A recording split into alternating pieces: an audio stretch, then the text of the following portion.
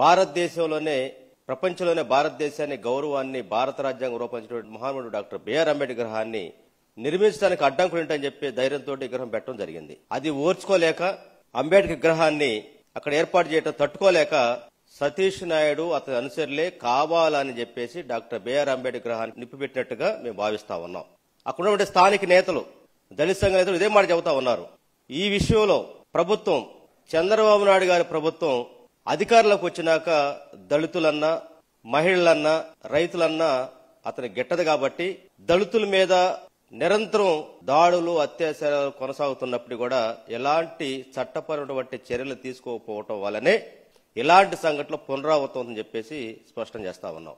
అవును, చంద్రబాబు నాయుడు గారు గతంలో అన్నాడు కదా, దళితులు ఎవరైనా పుట్టను కోరుకుంటారని చెప్పేసి అని. ఈ రోజు దేశమంతా దసరా ఉత్సవాల్లో అమ్మవారికి జాతర చేస్తా ఉంటే ఈ ప్రభుత్వం వచ్చినాక దళితుల్ని బలిచ్చేటువంటి సంస్కృతి, దళితుల్ని దాడులు చేసేటువంటి సంస్కృతి పెరిగిపోతున్న దానికి ఇలాంటి నిదర్శనం చెబుతా ఉన్నాం. గతంలో ఇదే చంద్రబాబు నాయుడు గారు దళితుల మీద దాడులు జరుగుతున్నా, లేదు అంబేద్కర్ విగ్రహాలు పెట్టాలన్నా కూడా ఆయనకి ఇష్టం ఉండదు. దానికి సాక్ష్యం ఏంటంటే 2014 నుంచి 19 వరకు అతని ప్రభుత్వంలో డాక్టర్ బిఆర్ అంబేద్కర్ గారి 125వ జయంతి సందర్భంగా 125 అడుగుల విగ్రహం పెడతానని చెప్పేసి రాజధాని ప్రాంతంలో శంకుస్థాపనకే పరిమితం చేసి దానికి కేటాయించిన డబ్బులు మొత్తం కూడా చివరిలో పసుపు కుంకానికి దారి మళ్లించి చివరికి శంకుస్థాపనలో ముళ్ల చెట్లు మొత్తం పొదల మొలిచిపోయినా కానీ విగ్రహం మాత్రం ఏర్పాటు చేయలేదు. మా నాయకుడు దళితుల ఆత్మగౌరవాన్ని, అణగారిన వర్గాల్ని గుర్తించినటువంటి జగన్మోహన్ రెడ్డి అధికారంలోకి వచ్చినాక డాక్టర్ బిఆర్ అంబేద్కర్ గారి విగ్రహం ముళ్ల పొదల్లో కాదు ఉండాల్సిందే. ఈ రాష్ట్రానికి నడిబొడ్డున్నటువంటి విజయవాడలో లాంటి సెంటర్లో ఆ మహానుభావుడు విగ్రహం పెట్టాలని చెప్పేసి దాదాపు 2,000 కోట్ల రూపాయలు ఉండే స్థలంలో దాదాపు 200 అడుగులు పైగా విగ్రహాన్ని 450 కోట్లు పెట్టి నిర్మిస్తే ఈ మహానుభావుడు అధికారంలోకి వచ్చినాక, అంటే రాష్ట్ర రాజధాని నడిబొడ్డులో అంబేద్కర్ అనేటువంటి ఒక దళిత నేతని విగ్రహం పెట్టి పొద్దున్న మేమంతా ఆయన ముఖం చూడాలన్నట్టుగా అవమానించినట్టుగా ఆ విగ్రహానికి వెలుగులు లేకుండా చీకట్లో పెట్టి దానికి కరెంటు లైట్లు కూడా ఆపేటువంటి దుర్మార్గమైన పరిస్థితి ఈ మధ్యకాలం మనం చూస్తా ఉన్నాం.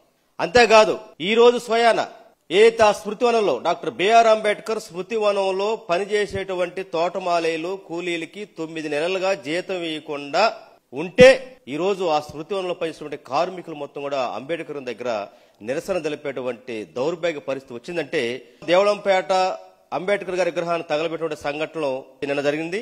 దీనికి ఒక వారం ముందు పోతే పర్చూరు నియోజకవర్గం మార్టూరులో డేగర్మూడినటువంటి గ్రామంలో దళిత యువకులు జగనన్న కాలనీ దగ్గర అంబేద్కర్ ఏర్పాటు చేసుకుంటామని చెప్పేసి వాళ్ళు ముందుకొచ్చి శంకుస్థాపన చేసుకునే క్రమంలో మా ఊర్లో అంబేద్కర్ పెడతారా, ఇది మా తెలుగుదేశం పార్టీకి కోట లాంటి ఈ గ్రామంలో అంబేద్కర్ బొమ్మ పెడతారని చెప్పేసి ఎవరైతే ఆ అంబేద్కర్ బొమ్మకి శంకు చేసినటువంటి దళిత యువకుల్ని పురమాయించి పోలీస్ స్టేషన్ లో పెట్టి కొట్టి అరికాళ్లు బొబ్బలు ఎక్కేదాకా కొట్టే ఆ బొబ్బలు ఎక్కడ కనపడతాయని చెప్పేసి అయితే ఈ మెటల్ మీద, సిప్స్ మీద నడిపించేటువంటి ఒక దౌర్భాగ్యమైనటువంటి హింసాత్మకటువంటి చర్య మనం ఈ మధ్య కాలంలోనే ఒక వారం రోజుల క్రితం పర్చూరు నియోజకవర్గం మార్టూరు పోలీస్ స్టేషన్ పరిధిలో జరిగింది. అంటే ఈ రాష్ట్రంలో దళితులు ఉండకూడదా, దళితులు బ్రతకూడదా, దళితులు అసలు ఉండకూడదా అనేది ఈ యొక్క ప్రభుత్వ తీరు చూస్తే అర్థం అవుతా ఉంది. ఈ ప్రభుత్వంలో దళితులు బ్రతకటానికి, దళితులు నివసించడానికి, దళితులు ఇక్కడ బతకటా అవకాశం లేని క్రమంలో మాకు సపరేటు రాజ్యం అవసరమేమో అనేటువంటి భావాన్ని నువ్వు కలిగిస్తున్నావు చంద్రబాబు నాయుడు, గుర్తుపెట్టుకో. ఇదే పరిస్థితి కొనసాగితే ఖచ్చితంగా దళితులు తిరగబడతారు.